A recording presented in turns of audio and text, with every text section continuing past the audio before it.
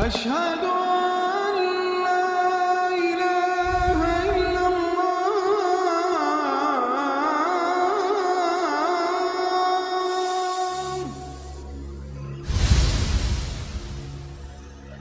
Their intention is to effect complete and total control. अल्हम्दुलिल्लाह वस्सलातु वस्सलामु अला रसूलिल्लाह। आज के इस चौथे एपिसोड में हम दज्जाल के मुतालिक कुछ और अहादीस का जिक्र करेंगे।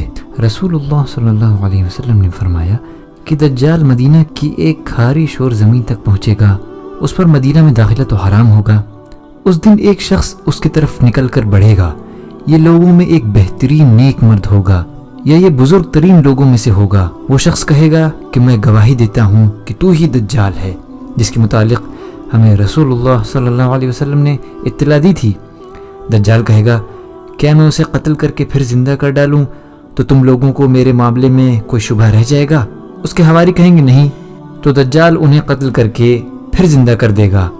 जब दज्जाल उन्हें जिंदा कर देगा तो वो बंदा कहेगा, बखुदा अब तो मुझको पूरा हाल मालूम हो गया है कि तू ही दज्जाल है। दज्जाल कहेगा, लाओ उसे फिर कत्ल कर दूं, लेकिन इस मर्तबा वो काबू ना पा सकेगा। रसूलुल्लाह सल्लल्लाहु अलैहि वसल्लम ने फरमाया, जो कुछ दज्जाल के साथ होगा उसे मैं खुद उसकी निस्बत भी ज़्यादा अच्छी तरह जानता हूँ। उसके साथ दो चलते हुए दरिया होंगे, दोनों में से एक बज़ाहिर सफ़ेद रंग का पानी होगा और दूसरा बज़ाहिर भड़कती हुई आग होगी।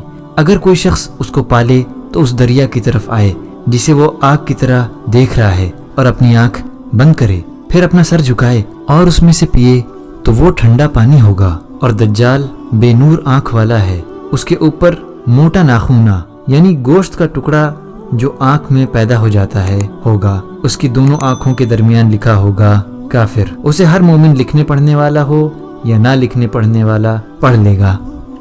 अब हम इब्न सय्याद के मुतालिक कुछ अहादीस का जिक्र करेंगे। रसूलुल्लाह सल्लल्लाहु अलैहि वसल्लम अपने सहाबा की एक जमात के साथ, जिसमें उमर इब्न खत्ताब भी थे, इब्न सय्याद के पास से गुजरे। उस वक्त वो बच्चों के साथ बनी मुगाला के टीलों के पास खेल रहा था। वो एक छोटा बच्चा था, इसलिए उसे आपकी आमद का एहसास उस वक्त तक न हो सका, यहाँ तक कि आप अलैहिस्सलाम ने अपने हाथ से उसकी पीठ पर मारा। फिर फरमाया, क्या तुम गवाही देते हो कि मैं अल्लाह का रसूल हूँ? इब्न सय्याद ने आपकी तरफ देख कर कहा, मैं गवाही देता हूँ कि आप उम्मियों के रसूल हैं। फिर इब्न सय्याद ने नबी अकरम सल्लल्लाहु अलैहि वसल्लम से कहा, क्या आप गवाही देते हैं कि मैं अल्लाह का रसूल हूँ? नबी अकरम अलैहिस्सलाम ने फरमाया, मैं अल्लाह और उसके रसूलों पर ईमान लाया हूँ। फिर नबी अकरम अलैहिस्सलाम ने दरियाफ्त किया, तुम्हारे पास गैब की कौन सी चीज़ आती है? इब्न सय्याद ने कहा, मेरे पास एक सच्चा और एक झूठा आता है। फिर नबी अकरम अलैहिस्सलाम ने फरमाया, तुम्हारे ऊपर तेरा मामला मुश्तबे हो गया है। फिर आप अलैहिस्सलाम ने फरमाया, मैं तुम्हारे लिए दिल में एक आयत छुपाता हूँ। और आपने आयत यौम तअतिस समाउ बिदुखानिन मुबीन छिपा ली।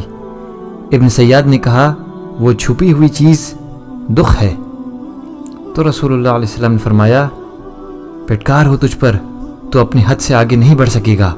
उमर रज़ियल्लाहु अन्हु ने कहा, अल्लाह के रसूल मुझे इजाज़त दीजिए, मैं इसकी गर्दन उड़ा दूँ। आप अलैहिस्सलाम ने फरमाया, अगर वो हकीकी दज्जाल है तो तुम उस पर गालिब नहीं आ सकते, और अगर वो नहीं है तो उसे कत्ल करने में कोई भलाई नहीं है। अबू सईद अल-खुदरी रज़ियल्लाहु अन्हु ने कहा कि मक्का की तरफ जाते हुए रास्ते में मेरा और इब्न सय्याद का साथ हो गया। उसने मुझसे कहा, मैं कुछ ऐसे लोगों से मिला हूँ जो समझते हैं कि मैं दज्जाल हूँ। क्या आपने रसूलुल्लाह सल्लल्लाहु अलैहि वसल्लम को फरमाते हुए नहीं सुना था, उसके बच्चे नहीं होंगे? मैंने कहा, क्यों नहीं, सुना था। उसने कहा, मेरे बच्चे हुए हैं। क्या आपने रसूलुल्लाह अलैहि वसल्लम को ये कहते हुए नहीं सुना था, वो दज्जाल ना मदीना में दाखिल होगा और ना मक्का में? मैंने कहा, क्यों नहीं? उसने कहा, मैं मदीना के अंदर पैदा हुआ और अब मक्का की तरफ जा रहा हूँ। उन्होंने कहा। फिर अपनी बात के आखिर में इब्न सय्याद ने अबू सईद खुदरी रज़ियल्लाहु अन्हु से कहा, देखें, अल्लाह की कसम, मैं उस दज्जाल की जाए पैदाइश, उसके रहने की जगह और वो कहाँ है सब जानता हूँ। इस तरह उसने अपनी हैसियत के बारे में मुझे उलझा दिया था। आज का हिस्सा यहीं पर ख़त्म होता है। आपसे गुजारिश है कि चैनल को सब्सक्राइब ज़रूर करें ताकि आप आगे के पार्ट मिस ना करें। اور رائٹ سائڈ پہ آئی بٹن کو کلک ضرور کریں۔ اگر آپ نے سیریز کے پچھلے ویڈیوز کو نہیں دیکھا ہے تو وہاں سے دیکھ لیں۔ السلام علیکم ورحمۃ اللہ وبرکاتہ۔